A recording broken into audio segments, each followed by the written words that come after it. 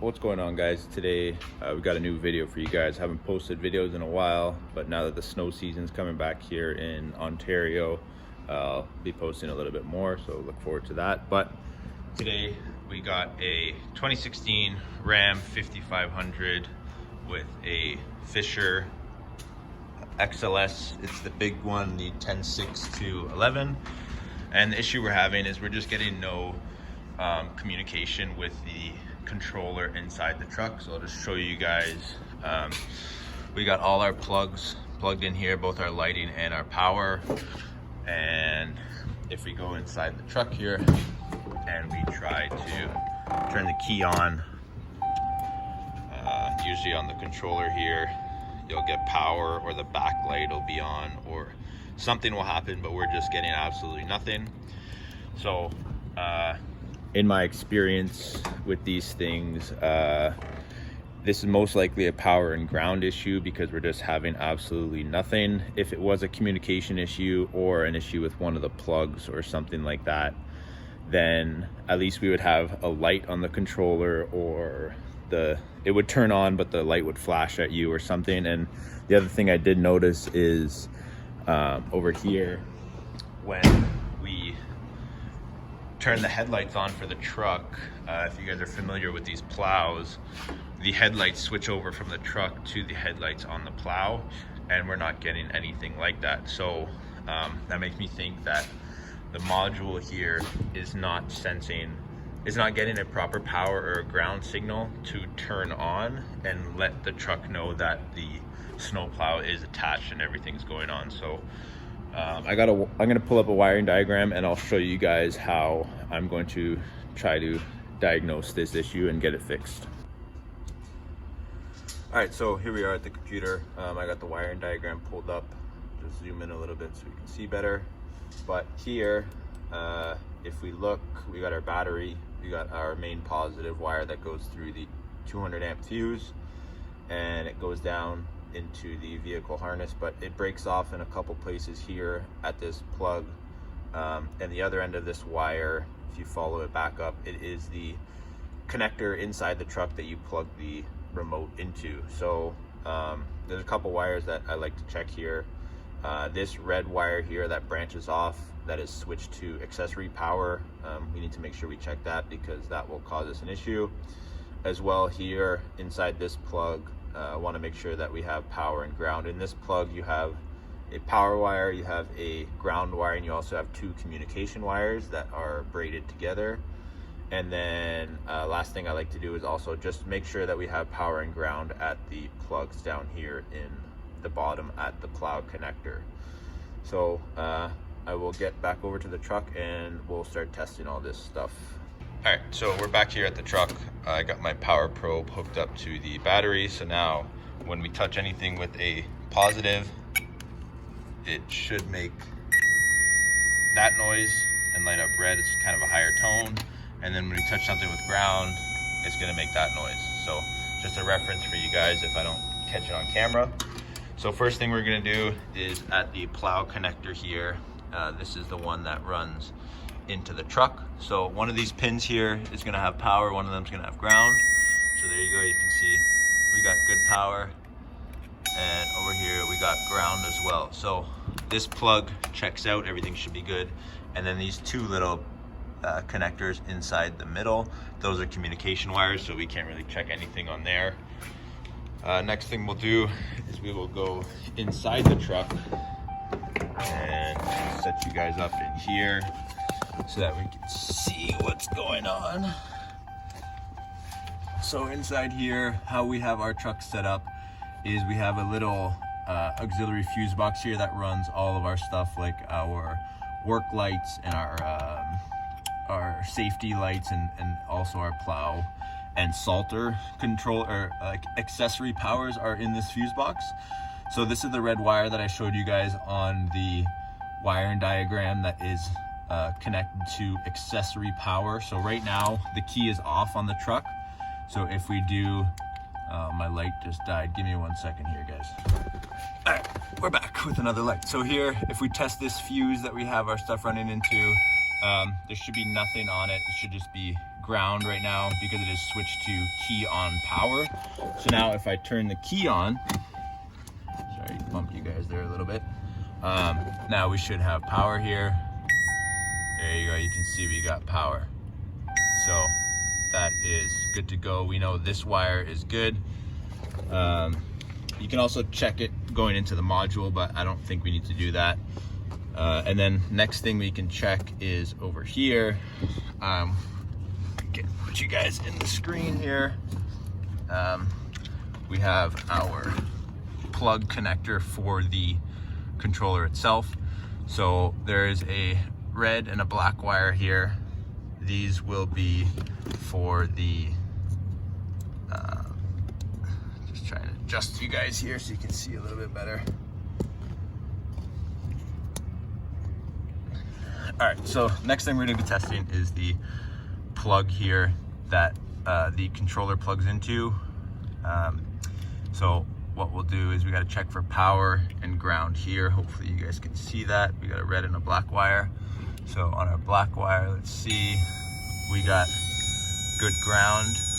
And on our red wire, we got nothing.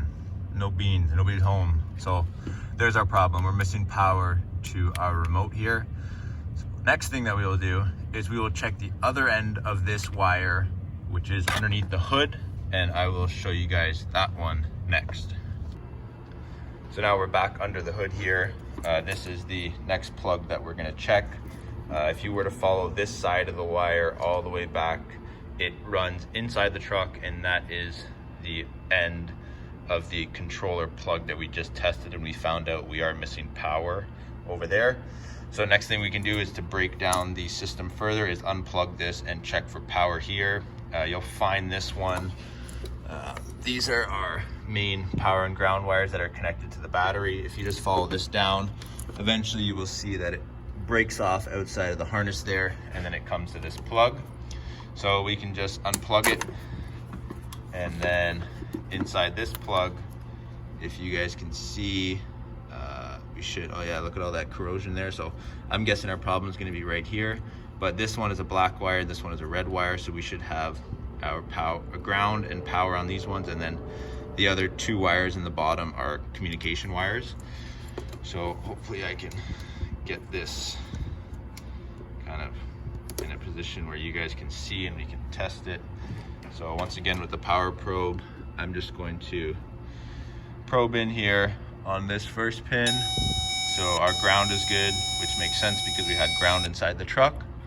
And on this other pin here, look at that, we got nothing, so no power. One way we can make sure that the problem is right here where all this corrosion is, and not, yeah, you guys can see it there, is that we can test just underneath the brake and make sure we do have power there. So now all we have to do is just repair that wire. So if you guys give me a sec, I'll come back and we can test that out. So here we are. You can see I have my little probe here right underneath the what looks to be the broken spot on the wire. And if you remember, on this pin up here, we didn't have power.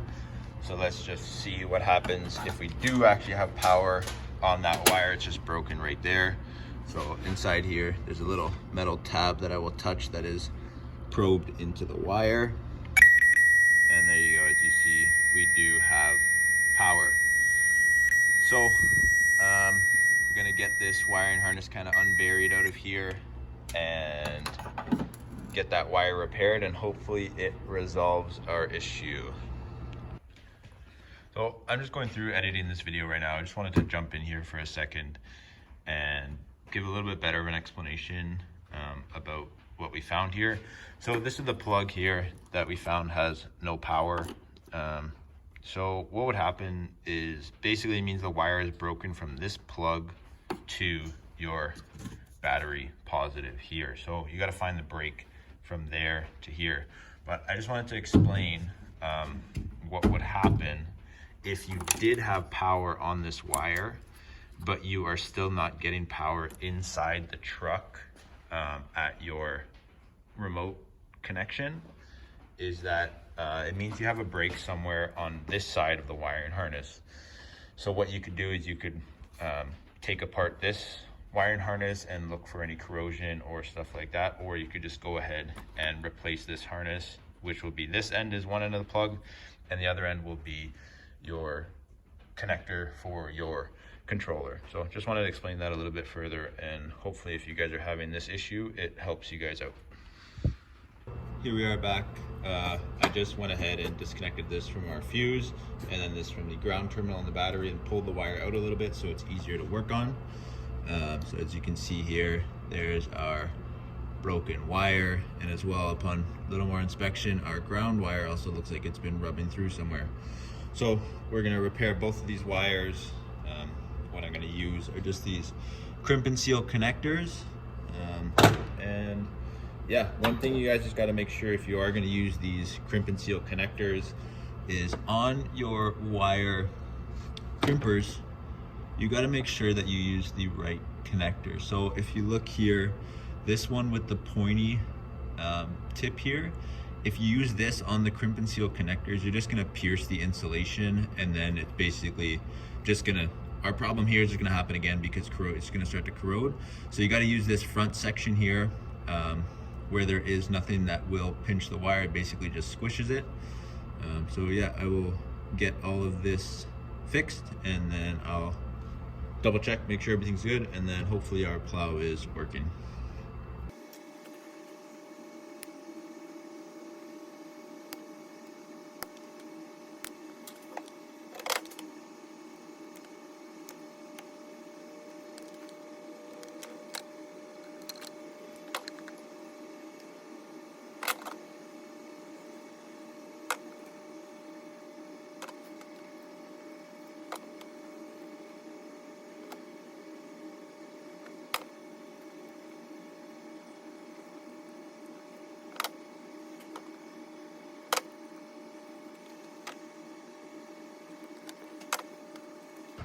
So there we go, we got our crimp and seal connectors on, and if you guys look, we didn't pierce any of the insulation doing that by using the right end of the crimper, so these should be good.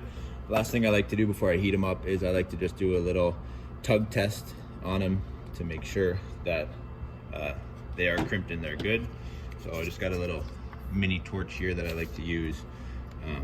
Just gotta be careful you don't heat anything up that you don't want heated up, but just give them a little bit of heat.